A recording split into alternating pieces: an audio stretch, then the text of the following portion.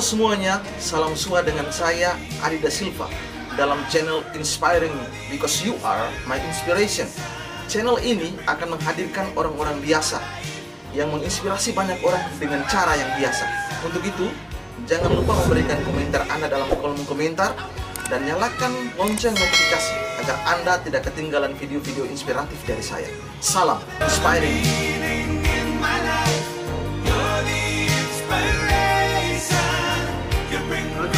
Channel Inspiring Me Because You Are My Inspiration.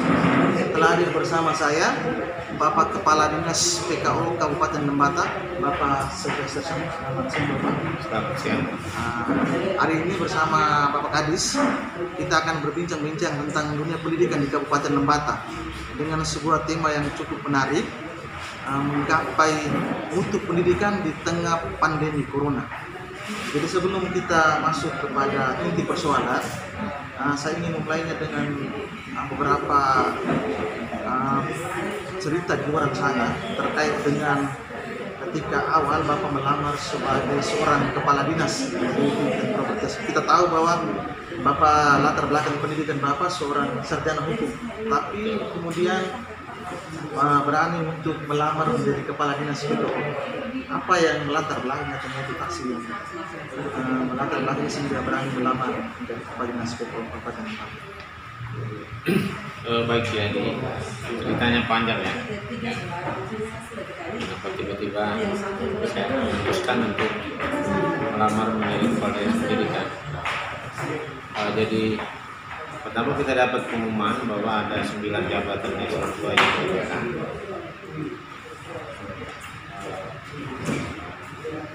Dari 9 jabatan yang ada, itu saya lihat, kemudian saya memutuskan untuk melamar ke dinas pendidikan, dinas yang selama ini saya bahkan selama hampir kurang lebih 20 tahun itu bekerja, saya tidak pernah bekerja di dinas itu. Ya, pertanyaan ini sama dengan kemarin penguji waktu kami tes Eselon 2, pertanyaannya ada. Saya tidak tahu pertanyaan muncul di mana, tapi ya prinsipnya bahwa saya menyukai tantangan. Ketika masuk ke dalam dinas PKO selama ini kan berada di luar. Ketika masuk lalu mulai beradaptasi, apa yang menjadi persoalan? Karena berdasarkan data-data itu, kalau dibandingkan dengan kabupaten-kabupaten lain, kita masih berada di bawah. Masalahnya itu apa? Baik, jadi waktu tes penguji dari Kupang mempertanyakan tentang pendidikan secara nasional, posisi pendidikan yang penting, kemudian secara provinsi posisi pendidikan Kabupaten Lembata.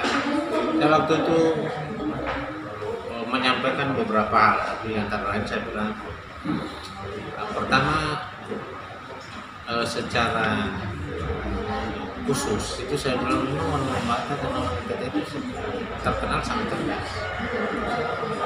Potensi kita itu begitu, mungkin karena pengaruh kita konsumsi protein, ikan dan lain sebagainya. Mungkin ada masalah soal manajemen pendidikan, mulai dari sistem rekrutmen guru, kemudian pengembangan karir guru, kemudian profesionalisme guru, kemudian sistem mutasi, sistem karir dan lain sebagainya yang kemudian menyebabkan sekolah pendidikan itu dianggap sebagai sebuah rutinitas biasa. Karena itu sebenarnya anak-anak kita banyak yang berprestasi cukup bagus di luar, anak-anak sudah tamat. Kemudian ada satu lagi, anak-anak kita di sini pintar, tapi mereka tidak terbiasa hidup di tengah tantangan. Ada beberapa yang coba kemudian ikut beberapa event lomba juara sampai nasional, tapi pulang juga.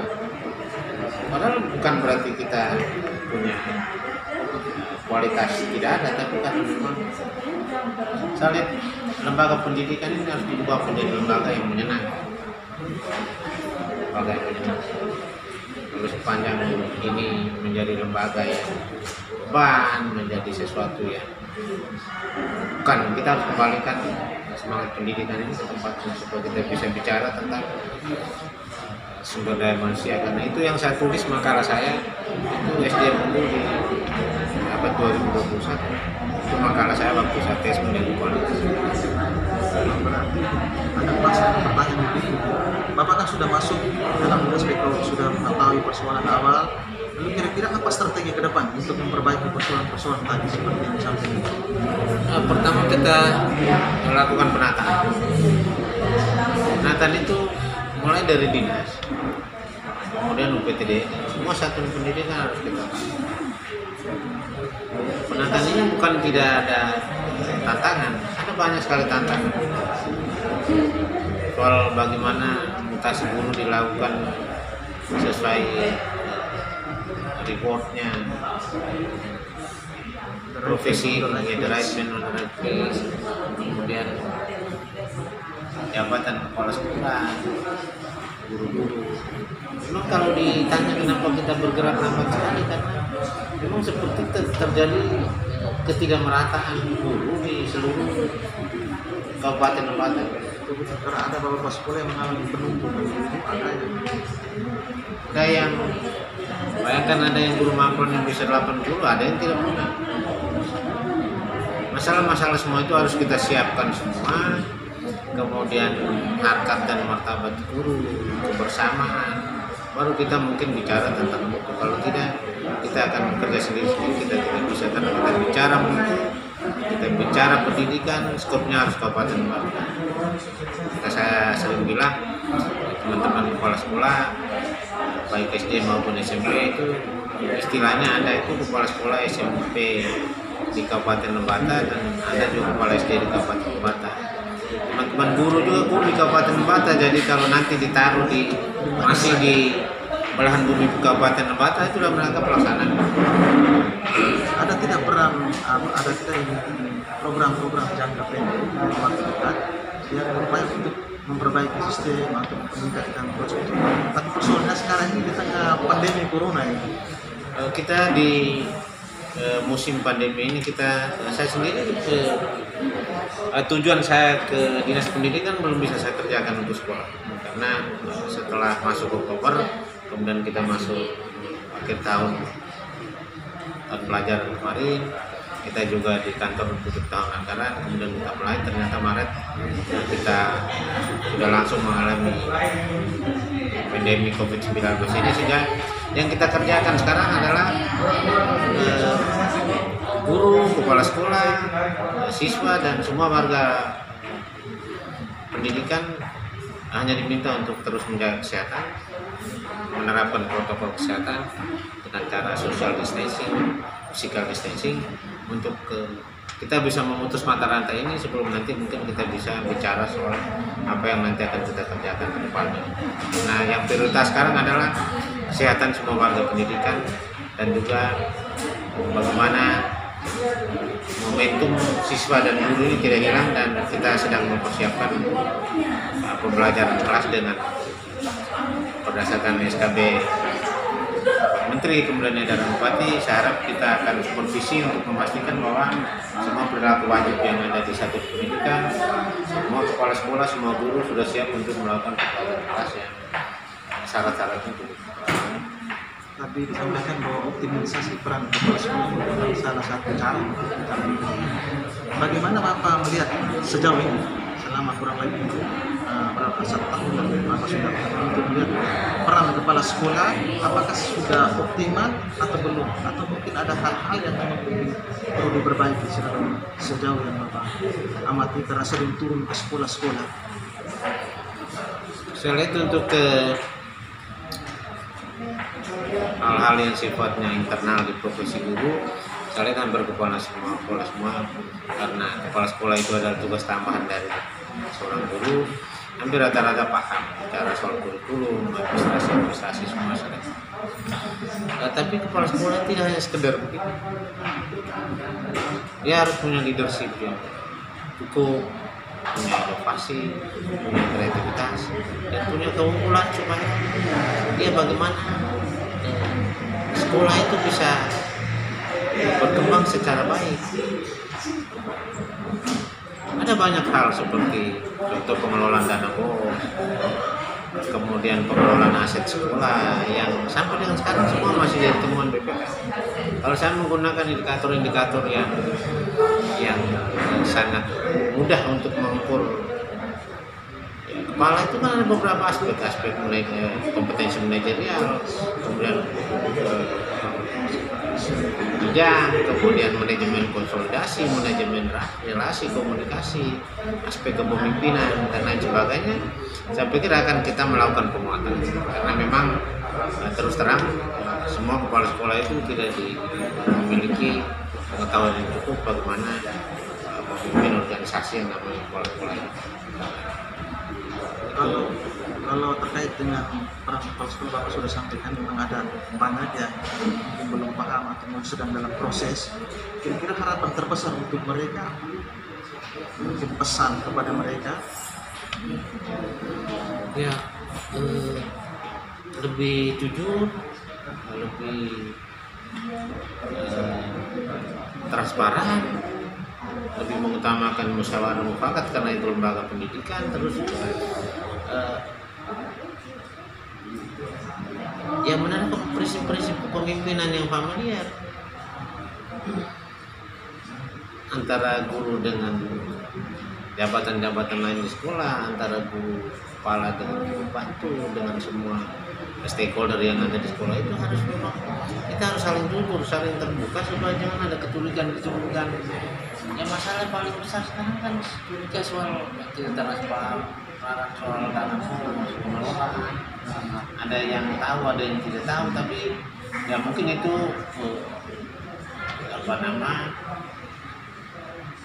karakter masing-masing orang. Tapi di kepemimpinan itu bukan harus dibicarakan sama-sama karena itu sekolah.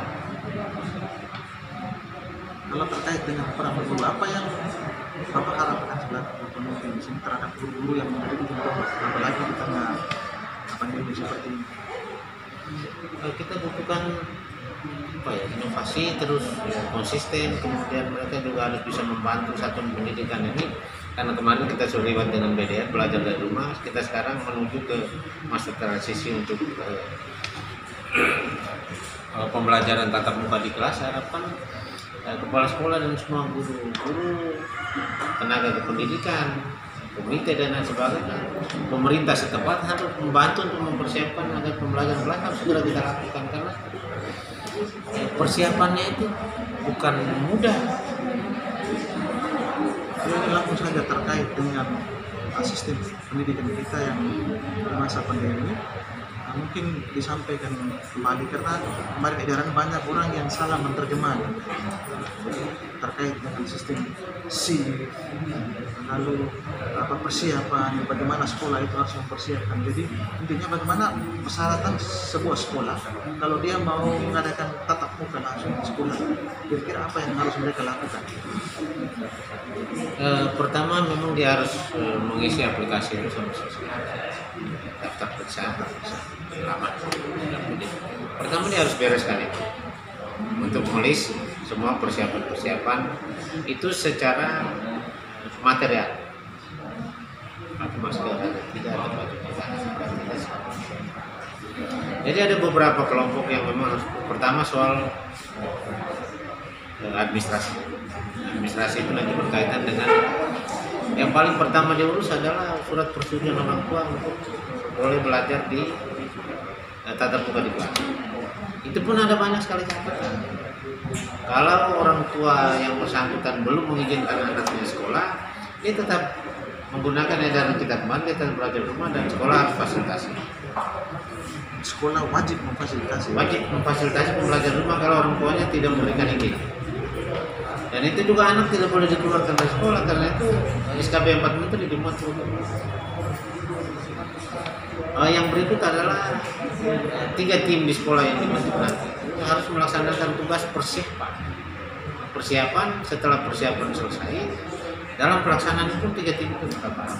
Karena untuk bisa membuka satu sekolah dalam pembelajaran tatap muka di zona hijau, itu ada administrasi dari perizinan dari gugus tugas, dari kepala daerah, dari kepala dinas, juga dari orang tua wali harus siap.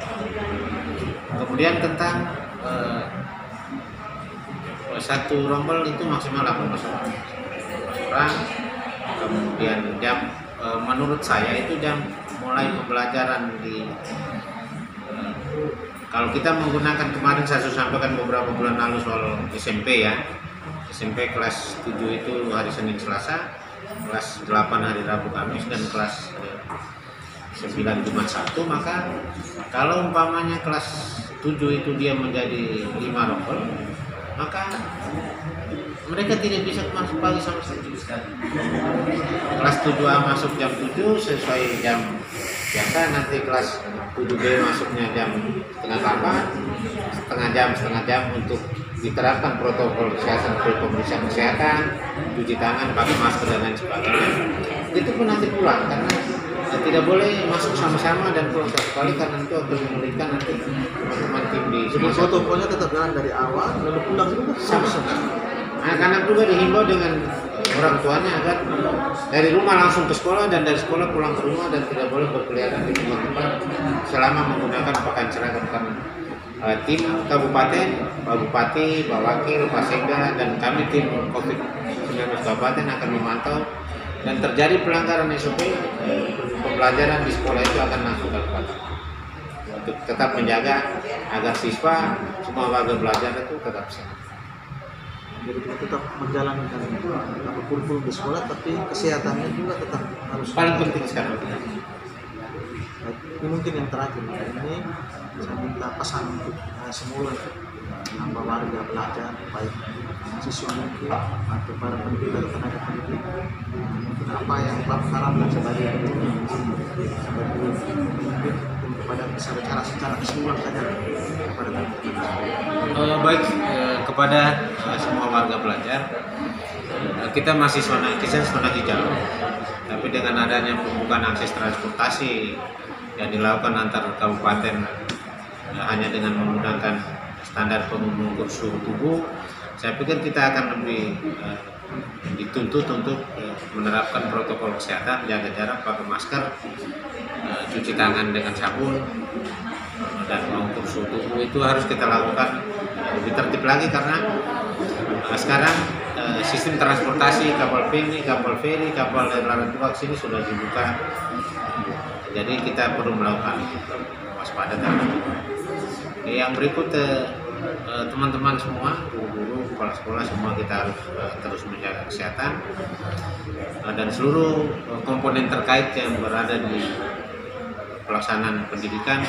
Saya harapkan agar membantu semua kepala sekolah, para guru, orang tua wali, komite, pemerintah setempat membantu sekolah itu supaya sekolah itu segera melaksanakan pembelajaran kelas dengan protokol yang sangat ketat supaya momentum guru dan siswa itu tidak hilang karena sudah sekian lama ini guru juga tidak ketemu siswa juga tidak ketemu guru, dan peran guru itu belum bisa digantikan oleh orang tua wali. Kalau ada orang tua asuh, ada orang tua angkat, ada macam-macam. Kalau untuk sekarang kondisi warga belajar kita sekarang, peran guru belum bisa digantikan. Baik, terima kasih banyak Bapak atas waktunya. Sekian dan terima kasih teman-teman. Saya pikir itu saja satu hal yang kita dengar dari Bapak Kadis PKU Kabupaten Lembata. Semoga bermanfaat untuk teman-teman, terutama para pendidik dan tenaga pendidik. Sekian dan terima kasih.